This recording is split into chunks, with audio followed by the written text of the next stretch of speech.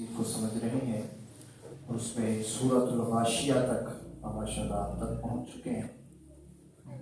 بہت ہی بابرکت لوگ ہیں کہ ان فتنوں کے دور کے اندر اللہ رب العزت نے آپ کو یہ توفیق بخشی ہے کہ آپ اللہ کے گھر کے اندر تشریف فرما ہے، اور اللہ کی طرف سے وہ ہدایت جس نے ہمیں بتانا ہے کہ اس دنیا کے اندر آنے کے بعد ہم نے کس طرح کی زندگی کو بسر کرنا ہے، آپ اس آیات کو از خود سمجھ رہے ہیں اور جان رہے ہیں۔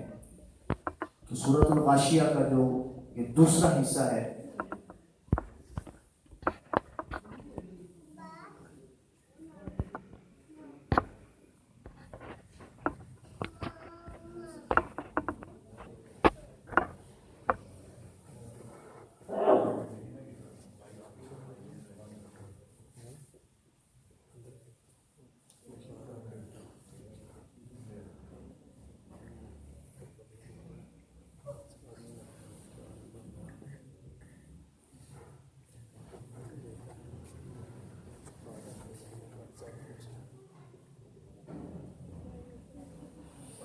أفلا ينظرون إلى الإبل كيف خلقت وإلى السماء كيف رفعت وإلى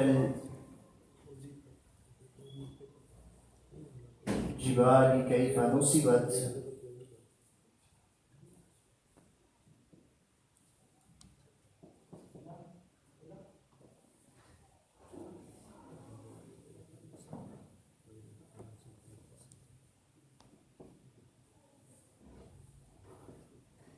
وإلى الأرض كيف سطحت۔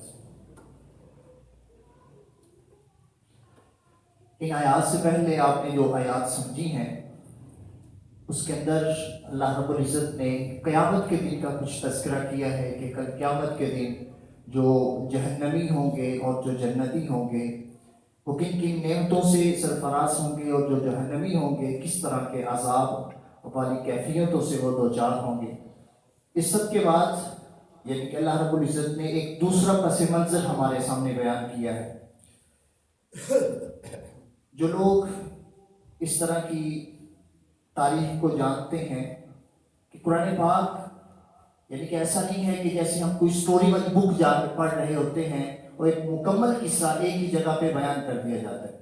قرآن پاک میں اللہ تعالیٰ کسی ایک ٹاپک کو بیان کر رہے ہوتے ہیں اور وہاں پر آ کر کے انسان کی تھوڑی توجہ مبذول ہو جاتی ہے۔ آج کل کے یہ جو ویڈیوز وغیرہ بنانے والے احباب ہیں، جب وہ ویڈیوگرافی سیکھتے ہیں یا پھر کوئی ایسا پروگرام یا کوئی ڈاکومنٹری انہوں نے بنانی ہوتی ہے، اس میں ان کو یہ بتایا جاتا ہے کہ جس جگہ پہ لوگ بہت ایموشنل ہو جاتے ہیں اس کے بعد آپ نے اگر کوئی ان کو کچھ سبق دینا ہے تو اس وقت دیا جاتا ہے۔ اللہ تعالیٰ نے اس سورت کی پچھلی آیات میں ایک منظر کشی ہمارے سامنے کی ہے کہ جہنمی لوگ کس طرح کے عذابوں سے گزر رہے ہوں گے اور جنتی لوگ کس طرح کی کیفیتوں سے اور نعمتوں سے اللہ تعالیٰ ان کو گزاریں گے اور دکھائیں گے۔ اس کے بعد یعنی کہ اس منظر کو انسان جب دیکھتا ہے اس کے بعد اس کا ذہن تھوڑا سا تیار ہو جاتا ہے کچھ سننے کے لیے۔ اب اللہ رب العزت کہتے ہیں کہ افلا ينظرون الى الابل كيف خلقت، اور آپ دیکھیے کہ یہ آیات سب سے پہلے جن لوگوں کے اوپر نازل ہو رہی ہیں وہ لوگ ہیں کہ جن کا کسی اچھی تہذیب سے کوئی تعلق نہیں تھا، یعنی کہ ان کی تاریخ اگر دیکھی جائے تو صرف شاعری ملے گی یا جنگ و جدال ملے گا اور اس کے علاوہ کچھ نہیں تھا۔ ان کے پاس کیا تھا؟ بس انہوں نے لڑائی جھگڑا کرنا ہوتا تھا اور بس چھوٹی سی ان کی ایک دنیا تھی، انہی علاقوں میں وہ رہتے تھے، سوائے ان کے جو چند ایک تاجر حضرات تھے وہ شام اور یمن کے ملک میں سردیوں اور گرمیوں کے موسم میں جایا کرتے تھے۔ اب ان کے پاس سب سے زیادہ جو چیز اویلیبل تھی اللہ تعالیٰ نے ان چاروں چیزوں کا تذکرہ کیا، یعنی کہ ایک شخص جو اس دور کے اندر عرب کے صحرا کے اندر حجاز کے علاقے کے اندر رہ رہا ہے، اس کے کوئی اور نئی چیزیں ہاتھی یا کوئی اس طرح کے جانوروں کا اگر بتا دیا جاتا تو بہت ممکن تھا ان میں سے شاید کچھ لوگوں نے کبھی زندگی میں وہ چیزیں نہ دیکھی ہوتی، لیکن یہ چاروں چیزیں یعنی کہ صحرا کے اندر کوئی شخص کھڑا ہے، ہو سکتا ہے کہ اس نے اونٹا دیکھا ہو سکتا ہے کہ اس نے آسمان کو نہ دیکھا ہو سکتا ہے کہ اس نے پہاڑوں کو نہ دیکھا ہو سکتا ہے کہ اس نے زمین کو نہ دیکھا ہو۔ اللہ تعالیٰ نے یہ چاروں چیزوں کا تذکرہ کیا کہ اے انسان جو حجاز کے علاقے میں رہ رہے ہو اور اللہ کو ماننے سے آپ انکاری ہو، ذرا سوچو افلا ينظرون الى الابل كيف خلقت، کہ اونٹ نہیں دیکھتے؟ اور کیا اس سے دیکھنا یہ مراد نہیں ہے کہ میں نے اس گھڑی کو دیکھ لیا، فین کو دیکھ لیا، اے سی کو دیکھ لیا، یہ دیکھنا مراد نہیں ہے. یہ دیکھنا تو جانور بھی دیکھ رہے تھے، سارے جانور دیکھ رہے تھے. وہاں کے پہاڑوں کو بھی وہ دیکھتے ہوں گے، آسمان کو بھی دیکھتے ہوں گے، زمین کو بھی دیکھتے ہوں گے. انسان کو کیوں مخاطب کیا گیا؟ انسان کے پاس عقل موجود ہے، عقل موجود ہے. اگر ہمارے پاس عقل موجود ہے، اس کے بعد پھر ذرا غور کیجئے، افلا ينظرون الى الابل كيف خلقت، کیا لوگ نہیں دیکھتے؟ افلا، کیا پس نہیں دیکھتے؟ الى الابل، اونٹ کی طرف، اونٹ کی طرف، کیف خلقت، اس کو کیسے پیدا کیا گیا ہے، اس کی تخلیق کیسی ہے. یعنی کہ عام طور پہ باقی جانوروں سے اونٹ ذرا مختلف ہے. عام جانوروں کی اس طرح کوہان نہیں ہوتی جس طرح کہ اونٹ کی ہوتی ہے. عام جانور اتنا بوجھ نہیں اٹھا سکتے جتنا کہ اونٹ اٹھا سکتا ہے. عام جانور صحرا کے اندر چل کے اتنا زیادہ نہیں چل سکتے جتنا اونٹ چل لیتا ہے، اور اتنا زیادہ جتنا یہ اونٹ برداشت کر سکتا ہے کہ تقریباً 10 دن اگر یہ سفر کر رہا ہے اور اس کو پانی میسر نہیں ہے، اس کو پھر بھی کوئی پرواہ نہیں ہے. اے لوگو، اس جگہ پہ رہنے والوں، آپ کہتے ہو کہ اللہ تعالیٰ دوبارہ ہمیں کیسے زندہ کرے گا؟ ذرا دیکھو اس اونٹ کو جس نے پیدا کر دیا ہے اور اتنی زیادہ خصوصیات اس کے اندر رکھ دی ہیں. کیا ہم دیکھتے ہیں ہماری جتنی بڑی گاڑی ہو اتنا زیادہ پیٹرول کھاتی ہے یا کم؟ اتنا زیادہ. اونٹ اتنا زیادہ بڑا ہونے کے باوجود اس کو چارے کے لیے باقاعدہ کوئی تنظیم کی ضرورت نہیں ہوتی. یہ جا رہا ہے صحرا کے اندر، وہی جڑی بوٹیاں کھانے کے بعد گزارا کر لے. اس کو کوئی گرین چارہ کی ضرورت نہیں ہے، یہ کانٹے کھا کے بھی گزارا کر سکتا ہے. افلا ينظرون الى الابل، اے لوگو کیا پس نہیں دیکھتے الى الابل، اونٹ کی طرف، کیف خلقت، کہ اس کو کیسے بنایا. اب یہ کوئی بھی حجاز کے اندر رہنے والا لوگ، عرب کے صحرا کے اندر رہنے والے لوگ جو اللہ کو اور نبی صلی اللہ علیہ وسلم کو مان نہیں رہے تھے، کیا اس بات کا جب ان کے سامنے تذکرہ کیا گیا کہ ہو سکتا ہے کہ اس کے اوپر انہوں نے غور نہیں کیا ہو؟ یعنی کہ ہمیں کوئی بتایا جائے اچھا تم یہ والا ایکسپیرینس کرو، ہم کہیں گے ہمارے پاس تو لیب ہی موجود نہیں ہے، کیسے ہم اس کو جو تجربے کی نگاہ سے کیسے دیکھیں؟ ہمارے پاس تو وہ آلات موجود نہیں ہے. اللہ تعالیٰ نے ان کے سامنے اس چیز کا تذکرہ کیا جو ان کے پاس ہر وقت اویلیبل تھی. افلا ينظرون الى الابل كيف خلقت. اگلی بات وَإِلَى السَّمَاءِ كَيْفَ رُفِعَتْ، کہ آسمان کی طرف دیکھو، کیف رفعت، اس کو کیسے بلند کیا گیا. اب میں بہت زیادہ ڈیٹیل میں نہیں جاؤں گا کہ اسٹرانومی والے کیا کہتے ہیں کہ آسمان کی کس قدر بلندی ہے اور ہمارے کتنے سیارے ہیں اور ان سیاروں کی آپس میں کیا تعلقات ہیں اور اس سے اللہ کی جو نعمتوں اور قدرتوں کا ہمیں اندازہ کیسے ہو سکتا ہے. وہ ڈاکومنٹریز بڑی بڑی ہیں. ہم صرف اتنا اگر غور کر لیں کہ جتنا ایک عرب کا باشندہ اس آیت پہ اگر حقیقی معنوں میں وہ غور کرے، اس کو جو بات سمجھ آ جائے گی، اگر ہم اتنی بات سمجھ لیں یہ میرے اور آپ کے لیے کافی ہے. ہاں، جو فلکیات کا ماہر ہے، جو اسپیس کے جو آلات ہیں ان کو جانتا ہے اور ان کی سائنس اس کو جانتا ہے، تو اس کے لیے اور بھی بہت سے کام ہیں. لیکن ایک عام انسان کو جس نے اتنا سمجھنا ہے کہ اس کو اللہ سے آگاہی مل جائے. اصل میں یہ بیسیکلی اللہ تعالیٰ کی آیات کو بیان کرنے کے بعد ہمیں یہ سمجھانا چاہتے ہیں کہ ہم اس کی کریشن کو قبول کریں. ہمیں اس بات کو قبول کریں کہ یہ ساری دنیا اللہ کی کریشن، مخلوق ہے، اور وہ ہمارا کریٹر، ہمارا خالق ہے. جب یعنی کہ آج کل کے بندے کا مسئلہ کیا ہے؟ وہ یہی ہے نا، وہ کہتے ہیں جی میں بس ایک نیچرل دنیا تھی اور گزر رہی ہے اور چل رہی ہے، لوگ آ رہے ہیں اور جا رہے ہیں، بس یہ تو ایک عام سی روٹین کی کام ہے. یہ روٹین کا کام نہیں ہے. یعنی کہ ایک مچھلی جو ہے وہ جب سمندر کے اندر رہ رہی ہے تو اس کے لیے تو اصل تو پانی ہی ہے. وہ جب زمین کو دیکھے کہ حیران ہوگی، اچھا مٹی بھی کوئی چیز ہوتی ہے. تو ہم چونکہ اس دنیا کے اندر آئے ہیں، ہم اس پہ غور نہیں کر رہے. آج ہم ویسے بھی 2 چیزیں ہمیں بتا دی گئی ہیں کہ بس خواب دیکھو اور کوشش میں کرنے میں لگ جاؤ. وہ تحریک علی گڑھ کا جو سلسلہ ہے تب سے شروع ہوا ہے اور انسان کو پاگل بنا دیا گیا اس تہذیب کے اندر. یعنی کہ آج سے پہلے کی جتنی تہذیبیں تھیں، وہ ارسطو سے لے کے جتنے بھی فلاسفر تھے، ان سب نے انسان کو کہا ہے کہ مقصد پہ غور کرو. اور آج کے انسان کو کیا کہا جا رہا ہے؟ آپ غور کرو کہ زیادہ کیسے کما سکتے. ہمارے سارے موٹیویشنل اسپیکر اس بات پہ لگے ہوئے ہیں، ہمارے سارے ٹرینر اسی بات پہ لگے ہوئے ہیں. آج ہمارے اسکول کالج کے اندر یہی بتایا جا رہا ہے. یعنی کہ کوئی بندہ مقصد کی بات ہی نہیں کر رہا کہ ہم اس دنیا کے اندر آئے ہیں. یعنی کہ یہ بہت بڑا سوال ہوا کرتا تھا کبھی کہ ہم اس دنیا کے اندر آئے ہیں. اچھا کیوں آئے ہیں؟ یعنی کہ آج ہمارے پاس اتنا وقت ہے کہ ہم کبھی یہ بیٹھ کے سوچیں کہ ہم اس دنیا میں کیوں آئے ہیں. یعنی کہ ہمارے پاس یہ وقت ہی نہیں رہ گیا. یعنی کہ یہ بنیادی کوشچن ہوا کرتا تھا کسی وقت انسان کا. انسان جتنے بڑے فلاسفر ہیں انہوں نے کہاں سے آغاز کیا؟ اسی سوال سے. یعنی کہ باقی لوگ اپنی زندگی کے اندر مگن ہو گئے، لیکن جو بڑے بڑے فلاسفر ہیں وہ کس لیے بڑے بڑے ہیں؟ انہوں نے غور کیا ہے کہ ہماری اصل کیا ہے. اور آج یہ کوشچن جو کہ انسان کی فطرت کے اندر موجود ہے اس کو محو کر دیا، مائنس کر دیا گیا. اس پہ نہ سوچو، سوچنے کی بات ہی نہیں ہے. تو وَإِلَى السَّمَاءِ كَيْفَ رُفِعَتْ، ذرا دیکھو آسمان کو کس قدر بلند کر دیا گیا. آج ہم جس دنیا کے اندر رہتے ہیں نا، ہم بلڈنگز کو دیکھ کے، پلازوں کو دیکھ کر کے، اور شاپنگ مالز کو دیکھ کے، اور وہاں کی لائٹس کو دیکھ کے ہمارے لیے کوئی اس قدر اہم نہیں رہ گیا کہ آسمان کو دیکھیں. آج ہمارے بچے جب باہر جائیں گے تو وہ دیکھ کے کہتے ہیں یہ پلازا کتنی قدر خوبصورت ہے، اس کے اندر لائٹنگ کس قدر خوبصورت ہے، یہ دیکھیں کہ یہاں پہ گاڑی کتنی خوبصورت ہے. آج کے بچے کو اس بات سے مطلب نہیں رہ گیا کہ وہ دیکھے کہ اللہ کی قدرت کس قدر خوبصورت ہے. اور اگر جو لوگ نارتھن ایریاز میں جاتے ہیں وہ دیکھتے ہوں گے اور اس بات کا مشاہدہ کرتے ہیں کہ وہاں پہ جا کے ہمیں پتہ چلتا ہے کہ آسمان کی خوبصورتی کیا ہے. تو بڑے بڑے پہاڑوں کی چوٹی کے اوپر جب انسان جاتا ہے یوں لگ رہا ہوتا ہے نیچے سے کہ یہ تو بالکل قریب قریب ہے، آسمان اور پہاڑ کی چوٹی قریب قریب ہے. لیکن جیسے انسان بلند ہوتا چلا جاتا ہے اس کو پتہ چلتا ہے کہ آسمان تو اس قدر ہی بلند ہے. تو اللہ تعالیٰ کہتے ہیں وَإِلَى السَّمَاءِ، اے پہاڑوں کے اندر رہنے والے شخص ذرا اس بات پہ غور کر. وَإِلَى السَّمَاءِ كَيْفَ رُفِعَتْ، اس آسمان کو کس قدر بلند کر دیا. وَإِلَى الْجِبَالِ كَيْفَ نُصِبَتْ، اور ذرا یہ جو آپ کے آس پاس، یعنی کہ اس سواری کو دیکھ لیا جو ہر وقت آپ کے پاس اویلیبل ہے. آپ نے اوپر آسمان کی طرف بھی دیکھ لیا، یہ ذرا سائڈوں پہ بھی دیکھیں. یہ جو بڑے بڑے پہاڑ ہیں کیف نصبت، ان کو کیسے نصب کیا گیا، کیسے گاڑا گیا ہے. نصب کیا مطلب ہے؟ گاڑا گیا. جس طرح ہم کسی میخ کو، کسی کیل کو گاڑتے ہیں، پہاڑوں کو اس طریقے سے گاڑا گیا. اور آج کل کے یہ جو جیولوجی کے ماہرین ہیں وہ یہ بتاتے ہیں کہ آج جو ہماری زمین کو زلزلے سے روکا ہوا ہے یہ پہاڑ ہے.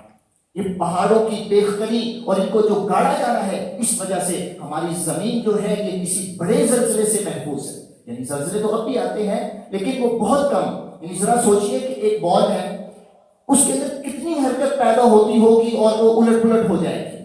یعنی یہ جو ہماری زندگی، ہماری جو یہ دنیا ہے، گلوب ہے، اس کا جو بیزی شکل کے اندر موجود ہے، انڈے کی شکل میں، اس کے اندر کتنا وہ یہ ہلتا ہوگا اور ہماری زمین کے اندر زلزلہ آ جاتا ہے. اگر وہ اتنا سا اگر ہو جائے، اتنا ہو جائے، تو کیا ہماری زمین کے اندر کوئی چیز باقی رہے گی؟ یعنی کس قدر وہ مائنر سا، یعنی اس پوری، یہ تو ہم دیکھتے ہیں نا کہ ہمارے آج کا یہ جو زلزلہ آیا ہے اس کی شدت اتنی زیادہ تھی. ذرا اس آپ یہ سوچئے کہ وہ بال کس قدر ہلتا ہوگا اور ہماری اس زندگی کے اندر زلزلہ آ جاتا ہے.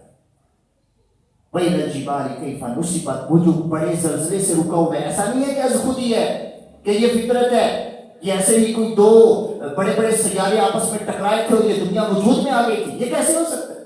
یعنی کہ ہمیں یہ کہا گیا ہے کہ بس دو چیزیں آپس میں ٹکرائی تھی، یہ دنیا وجود میں ہے. یہ کمال کی بات ہے. اور کون کہہ رہے ہیں؟ وہ کہتے ہیں جو عقل سے سوچو ہر بات. اچھا آپ نے کوئی دین کی بات پہ عمل کرنا ہے نا تو پہلے ریزن پوچھو. ریزننگ بیسڈ ہمارا نالج ہو چکا ہے. اور لیکن ہم پوچھیں یہ دنیا کیسے وجود میں آئی؟ وہ دو چیزیں آپس میں ٹکرائی تھی، دنیا وجود میں آ گئی. ذرا بتائیے کہ یہ کیسے ممکن ہے کہ ایک جگہ پہ اگر کوئی بم پھٹتا ہے تو کیا وہاں پہ کوئی چیز نہیں وجود میں آئے گی؟ سب کچھ تباہ و برباد ہو جائے گا. یعنی ایک لائبریری کے اندر اگر آگ لگ جاتی ہے، کوئی دھماکہ ہو جاتا ہے تو کیا وہاں پہ نئی کتابیں پروڈیوس ہو جائیں گی؟ نئی کتابیں لکھی جائیں گی؟ کچھ بھی نہیں، سب کچھ ختم ہو جائے گا. یہ ہمیں دھوکہ اور فراڈ دیا جا رہا ہے. وَإِلَى الْجِبَالِ، اور پہاڑوں کی طرف دیکھو. یہ جو آپ کے آس پاس پہاڑ موجود ہیں، دیکھو ذرا ان کی طرف. كَيْفَ نُصِبَتْ، ان کو کیسے گاڑا گیا ہے. وَإِلَى الْأَرْضِ، اور ذرا زمین کی طرف بھی دیکھ لو. كَيْفَ سُطِحَتْ، اس کو کیسے پھیلایا گیا ہے. یعنی کہ سوچئے ذرا کہ یہ جو ہمارا زمین کا گلوب ہے، اس کے نیچے سارا پانی ہے، سارا پانی ہے، اور اس پانی کے اوپر یہ ایک بال جو ہے وہ تیر رہا ہے. یعنی کہ وہ جو جیوگرافی کے ماہرین ہیں وہ بتاتے ہیں کہ کس طریقے سے وہ برف پگھلی ہے اور اس کے بعد وہ پلیٹیں بنی ہیں اور اس کے اوپر ہماری زمین ہے، اور اس کو کس قدر ہموار قرار دیتے ہیں، کس قدر ہموار بنا دیا گیا. یعنی ہماری زمین کس قدر ہموار ہے، یہ خود بخود وجود میں آ گئی. یعنی کہ ہم یہ کہتے ہیں کہ چھوٹی سی چھوٹی مشین جو ہے از خود نہیں بن سکتی. لیکن اتنا بڑا اللہ کا نظام کیسے بن گیا؟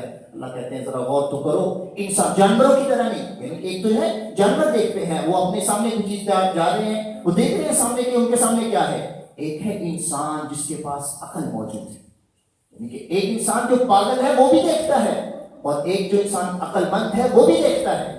جو عقل مند ہے وہ دیکھے گا تو اس کی پیچھے اس کو ساری فلسفی سمجھ آئے گی کہ یہ چیز، یہ مشین ہے، یہ موبائل ہے، اس کو بنانے والا لازمت کوئی ہے۔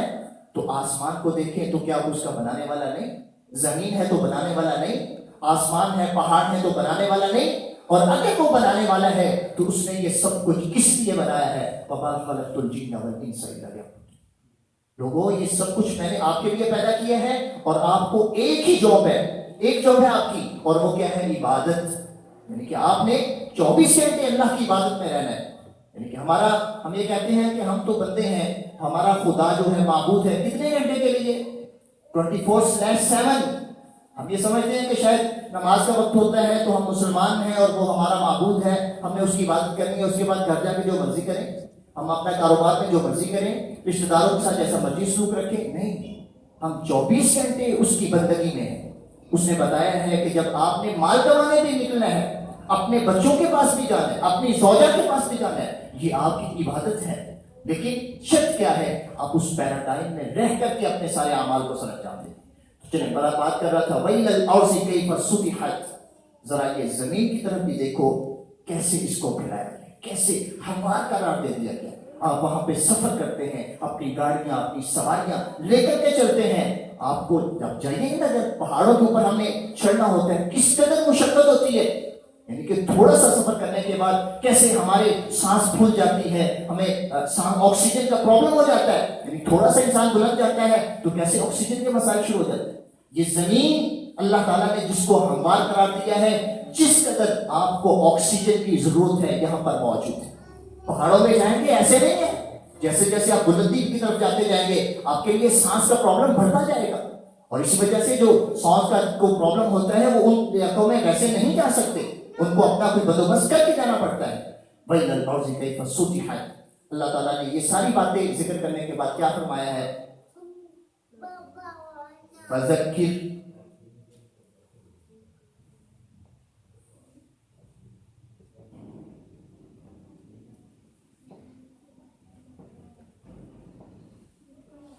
فذکر، آپ ان کو ریمائنڈر دیں، نصیحت کریں، بتائیں، بار بار یاد دلائیں۔ ایک ہوتا ہے کہ ایک بار کہہ دیا بس اس کے بعد بھولتے نہیں، فذکر بار بار ریمائنڈر دینا ہے، نصیحت کرنی ہے، بار بار یاد دلانا ہے۔ بھول جاتا ہے انسان کی وہ سائیکی ٹائپ کی ہے کہ یہ بھول جاتا ہے، بہت جلد بھول جاتا ہے، اور بالخصوص جو اس کو ایک بڑا فریم ورک بتایا جاتا ہے وہ زیادہ جلدی بھول جاتا ہے۔ اور ایک بات میں کچھ پہلے پڑھ رہا تھا کہ جو لوگ پڑھے لکھے ہیں وہ زیادہ بولتے ہیں، یعنی کہ ایک بندہ ہے کہ جو زیادہ پڑھا لکھا نہیں ہے اس کو چیزیں اتنی نہیں بولتی، اور نسبت اس کے جو شخص پڑھا لکھا ہے وہ زیادہ بولتا ہے۔ فذکر، آپ ان کو یاد دلائیں، بار بار یاد کریں، بتائیں بار بار۔ انما انت مذکر، کیونکہ آپ کا کام صرف ڈرانا ہے۔ نبی صلی اللہ علیہ وسلم پریشان ہو جایا کرتے تھے کہ دعوت دی، بڑے اخلوص کے ساتھ دی، اللہ کی بغیر کسی وجہ کے دی، کہ آپ سے کوئی معاوضہ بھی نہیں لے رہا، مصیبتیں بھی برداشت کر رہے ہیں، پریشانیاں بھی اٹھا رہے ہیں، کون سے دکھ ہے جو نبی صلی اللہ علیہ وسلم نے برداشت نہیں کیے اس راستے کے اندر۔ اس کے بعد بھی جب لوگ بات نہیں مانتے تھے نا، بہت دکھ ہوتا تھا، بہت دکھ ہوتا تھا۔ اللہ تعالیٰ نے وہ سورہ نحل میں بیان کیا ہے، وَلَقَدْ نَعْلَمُ أَنَّكَ يَضِيقُ صَدْرُكَ بِمَا يَقُولُونَ، پیغمبر ہم جانتے ہیں آپ کا سینہ بہت تنگ ہوتا ہے، بِمَا يَقُولُونَ، یہ جو باتیں کرتے ہیں، تو لیکن آپ کا کام کیا ہے؟ فذکر، بس لوگوں کو یاد دلاتے رہے، بتاتے رہے۔ انما انت مذکر، بے شک آپ کا کام ہی کیا ہے؟ بتانا ہے۔ Thanks lord.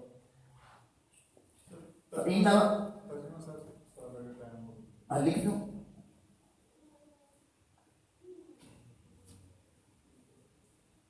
با محاورہ لکھوں گی، اب شیخ کیسے لفظی ترجمہ لکھتے ہیں؟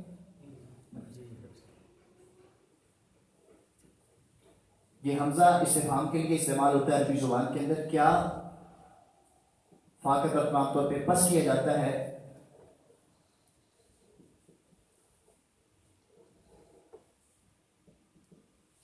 نہیں وہ دیکھتے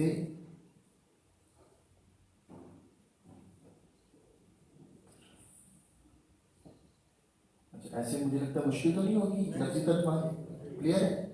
افلا کیا پس نہیں ینظرون وہ دیکھتے الی الابلی اونٹ کی طرف. تو الا چونکہ عربی میں تو پہلے حروف جارہ استعمال ہوتا ہے, ہمارے جو اردو کا کنٹیکسٹ ہے اس میں یہ ہے کہ یہ بعد میں لفظ آتا ہے. تو کیا پس نہیں وہ دیکھتے اونٹ کی طرف, کیفا کیسے,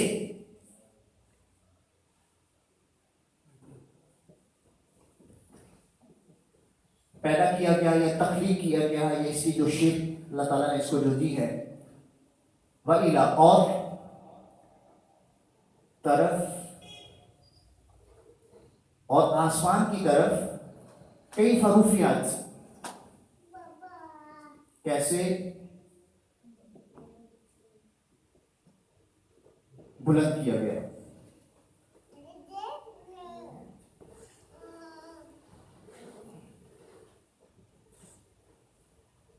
اور پہاڑ کی طرف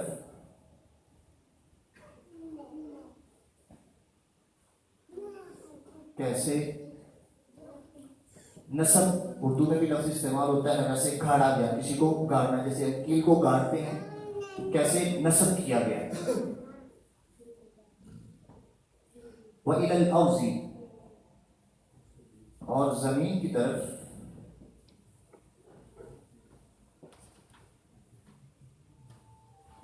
کیسے ہموار کی گئی.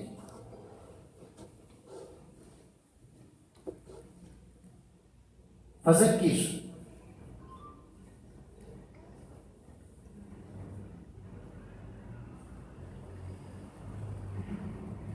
آپ نصیحت کیجیے,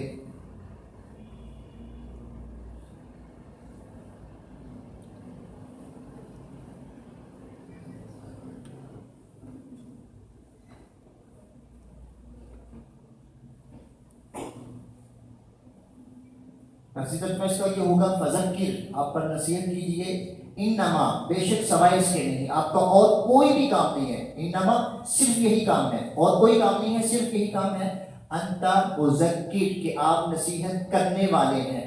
ٹھیک ہے, تو آپ کا کام صرف نصیحت کرنا ہے. اردو میں یہ آپ کو جملہ زیادہ اچھے طریقے سے سمجھ آ جائے گا. فذکر تو آپ کیا کیجیے, نصیحت کیجیے, ریمائنڈ کیجیے, بار بار بتائیے, یاد کروائیے, یاد دہانی کیجیے. انما انت مذکر بے شک آپ کا کام کیا ہے, مذکر نصیحت کرنا. لست علیہم بمسیطر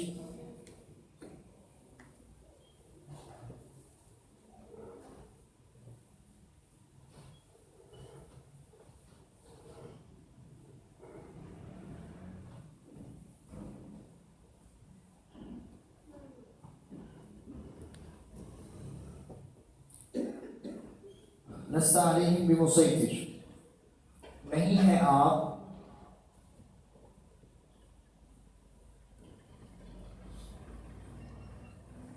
علیہم ان پر بمسیطر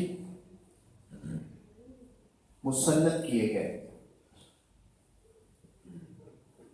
عام طور پہ اس کا ترجمہ کرتے ہیں دروغہ, یعنی کہ دروغہ کا مطلب ہے کہ آپ کوئی کام کر رہے ہیں اور آپ کے پاس ایک بندہ کھڑا ہوا ہے, جیسے ہی آپ وہ کام درست نہیں کریں گے وہ آپ کو فوراً پنشمنٹ کرے گا. ٹھیک ہے, تو نبی علیہ الصلوۃ والسلام کا جو رول ہے وہ یہ نہیں ہے, بلکہ ہماری زندگی بھی ہم دیکھیے نا, اگر ہماری زندگی ایسی ہوتی کہ ہمیں یہ کہہ دیا گیا نا ہم نماز پڑھیں, جیسے ہی نماز کا ٹائم ہو اور ہم نماز کے لیے نہیں اٹھتے اور ہمیں فوراً کچھ ہو جائے, یعنی کہ ہمیں درد ہونا شروع ہو جائے سر میں, پاؤں میں, ٹانگ میں, ٹھیک ہے, ہمیں کچھ دیر کے لیے نظر آنا جو ہے وہ تھوڑا بلر ہو جائے, ہمیں کوئی بھی مسئلہ ہو جاتا, تو ذرا سوچئے کہ پھر بھی ہم ایسے ہونا تھا کہ ہم نے پھر اللہ کی عبادات کو نہیں بچا لانا تھا تمام لوگ.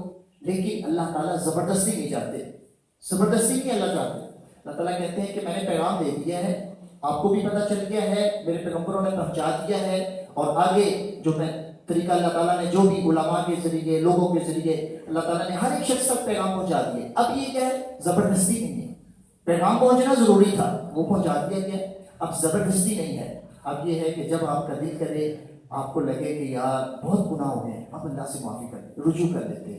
وہ آپ چھوٹی عمر میں ہو, آپ چھوٹی عمر میں کریں گے زیادہ اچھا ہے, بڑھاپے میں کریں گے تو مانے نہیں ہے, لیکن نوجوانی کی عمر میں اگر آپ عبادت پہ لگ جاتے ہیں تو وہ جو حدیث ہے نبی صلی اللہ علیہ وسلم کی مشہور کہ 7 لوگوں کو عرش کا سایہ ملے گا, ان میں سے ایک وہ بھی شخص ہوگا کہ جس کو اللہ تعالیٰ نے جوانی کی عمر میں وہ شوق اور رغبت کے ساتھ وہ اللہ کی عبادت کرتا ہے. تو لست علیہم بمسیطر، پیغمبر آپ کا کام کیا ہے؟ صرف ان کو بتائیں، یاد کروائیں کہ اللہ کا حکم یہ ہے، اگر یہ کام کرو گے تو اس کے لیے یہ سزا بھی ہوگی، اور اگر یہ نیکی والا کام کرو گے تو کل آپ کے لیے نعمتیں بھی ہیں. بس یہ ریمائنڈ آپ نے دیتے رہنا ہے، لست علیہم بمسیطر، کہ آپ یہ بات یاد رکھیے گا آپ ان کے اوپر دروگے نہیں ہیں، مسلط نہیں کیے گئے کہ آپ نے زبردستی تلوار کی نوک پہ کھڑے ہو کے یہ کام کروانا ہے. الا من تولا وکفر،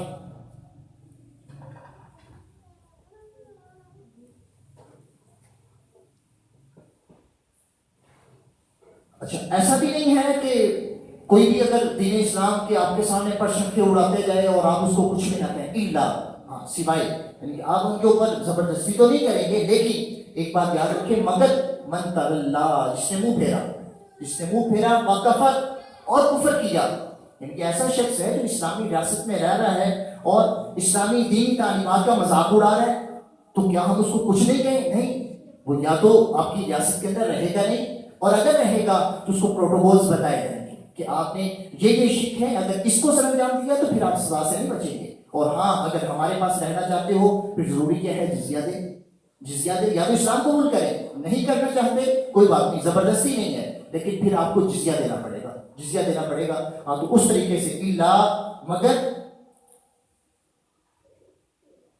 یا سوائے بھی کر سکتے ہیں اس کا ترجمہ. من، جس نے تولا، منہ پھیرا، منہ پھیرا اس سے مراد جسٹ یہ نہیں ہے کہ آپ نے منہ اس طرف کر لیا، اس سے مراد یہ ہے کہ آپ اس راستے کے نہیں، میں اس میں نہیں چلوں گا، آپ کو کہا جاتا ہے کہ کام کر لو، وہ کہتا ہے نہیں میں نہیں کروں گا، ٹھیک ہے. تو من تولا، جس نے منہ پھیرا، وکفر، اور انکار کیا، کفر کیا، اس کا کیا ہوگا؟ فَيُعَذِّبُهُ اللَّهُ الْعَذَابَ الْأَكْبَرَ،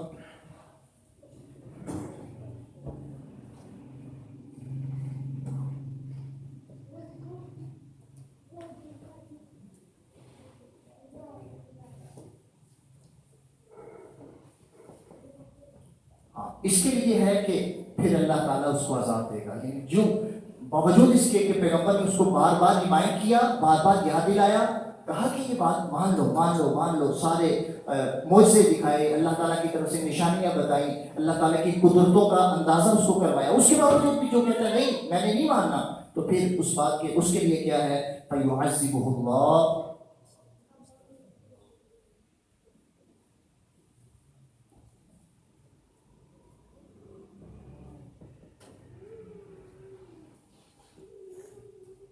تو اللہ تعالیٰ اس کو عذاب دیں گے، اکبر، بہت بڑا.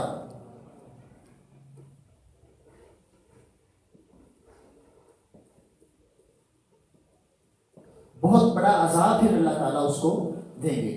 تو یہ وہ شخص ہے جس نے بات مان لی، وہ تو ٹھیک ہے، وہ تو مطیع ہو گیا، اور پھر بھی اگر کبھی غلطی ہو جاتی ہے، کوتاہی ہو جاتی ہے، یعنی انسان کسی پیٹرن پہ چل رہا ہوتا ہے نا، تو پھر بھی کبھی تھک جاتا ہے، کبھی رک جاتا ہے، کبھی بھول جاتا ہے، تو وہ صورتحال اور ہے، اس میں تو آپ معافی مانگیں گے اور دوبارہ سے اللہ تعالیٰ کی تابعداری اور حکم برداری پہ چل جائیں گے.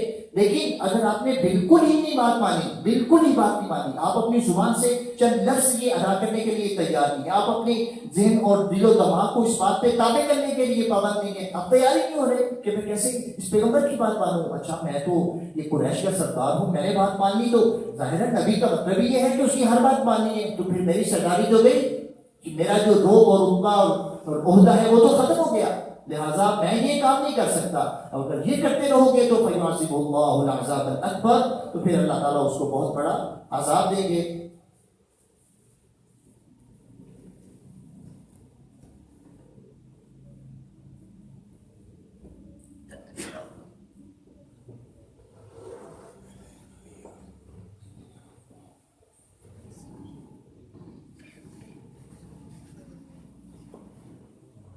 إِنَّ إِلَيْنَا إِيَابَهُمْ.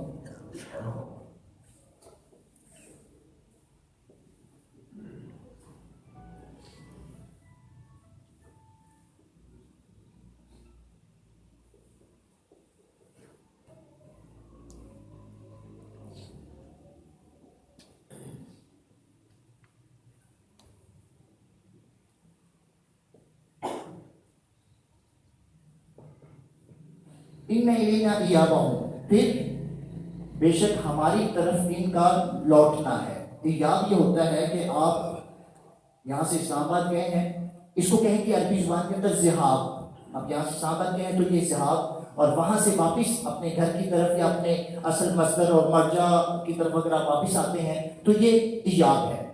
ان الینا ایابہم، کہ ہم نے ان کو دنیا میں بھیجا، وہاں پہ آئی ان کو تعلیمات سے آگاہ کر دیا، نہیں مانا تو پھر کیا ہے، واپس لوٹنا ہے انہوں نے، واپس ہمارے پاس لوٹنا ہے۔ جب لوٹیں گے تو ثم انا علینا حسابہم، پھر ہمارے ذمہ ہے کہ ہم ان کو یاد دلائیں گے وہ جب آپ کی 15 سال عمر ہوئی تھی اور آپ بلوغت کی عمر کو پہنچ گئے تھے، اس سے پہلا جو ہے اس کو تو چلے معاف کر دیتے ہیں، وہ تو فنش ہے، وہ آپ نے گناہ کیا ہے، وہ آپ کا گناہ ہے ہی نہیں۔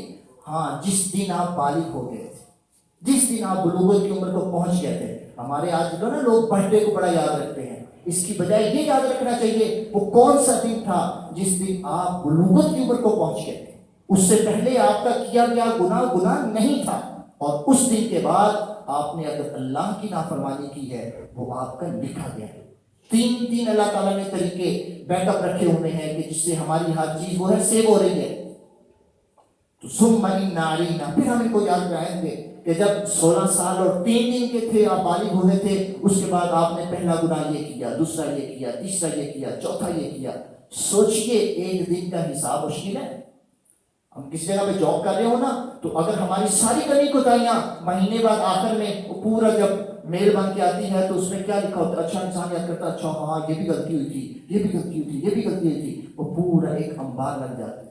دنیا کے لوگ کتنی کو آپ کی مسٹیک کو پکڑ لیتے ہیں، بہت سی چیزیں آپ ان سے چھپا سکتے ہیں، لیکن اللہ کے ان فرشتوں سے ہم ایک لمحہ بھی غافل نہیں۔ ما یلفظ من قول الا لدیہ رقیب عتید، یہ جو لفظ میری زبان سے نکل رہے ہیں نا، یہ ابھی وہ بھاپ بنتا ہے اور اس کے بعد اس میں کچھ جگہوں پہ ٹکرانا ہوتا ہے اور اس کے بعد کوئی لفظ پیدا ہونا ہوتا ہے، جیسے ہی نکلنا ہوتا ہے اس وقت وہ فرشتے تیار بیٹھے، وہ لکھ رہے ہیں، وہ ایک ایک ہماری حرکت کو پورے پس منظر کے ساتھ اور پوری تصویر کشی کے ساتھ وہ لکھ رہے ہیں۔ یعنی کہ ہماری ویڈیو بن جائے نا، بعض اوقات ہم کبھی کسی ایسی جگہ پہ ہوں جہاں پہ ہم نے کوئی کام کیا ہے، اس کے بعد اسی ویڈیو کو اگر ہم دوبارہ دیکھیں، انسان کہتا ہے کہ میں ہی دیکھ لوں، میرے علاوہ کوئی اور نہ دیکھے، اس طرح کی کیفیت ہے۔ اور وہاں پہ کوئی آواز نہیں ہے، کوئی عمل نہیں ہے، صرف ہماری حرکات و سکنات اس ٹائپ کی ہوتی ہیں کہ ہمیں لگتا ہے کہ ہمارے علاوہ کوئی نہ دیکھے۔ تو جب ایک ایک حرکت، ایک ایک قول، اور صرف قول نہیں، وہ جو آپ خیالات کے اندر سوچ کے رکھتے لوگوں کے بارے میں، بغض کی عداوت نہ جانے کیا کچھ رکھتے ہیں، اس سب کے بارے میں پوچھا جائے گا، کیا ہوگا؟ ثم انا علینا حسابہم، پھر انہوں نے لوٹ کے کہیں نہیں جانا، میرے پاس آنا ہے، میرے پاس آنا ہے۔ اب پیغمبر آپ پریشان نہ ہو، میرے پاس آئیں گے، پھر میں دیکھ لوں گا ان سے کیا حساب کرنا ہے۔ اللہ تعالیٰ سے دعا ہے کہ اللہ تعالیٰ مجھے اور آپ سب کو بھی اللہ رب العزت کی جو تخلیق ہے، قدرتیں ہیں، اس پر ایمان لانے اور اس کو ماننے، اور زیادہ سے زیادہ اللہ تعالیٰ کی تابع کرنے کی اللہ تعالیٰ ہمیں توفیق دے، اس پر چلنے کی اللہ تعالیٰ ہمیں توفیق دے۔ آمین و آخر دعوانا۔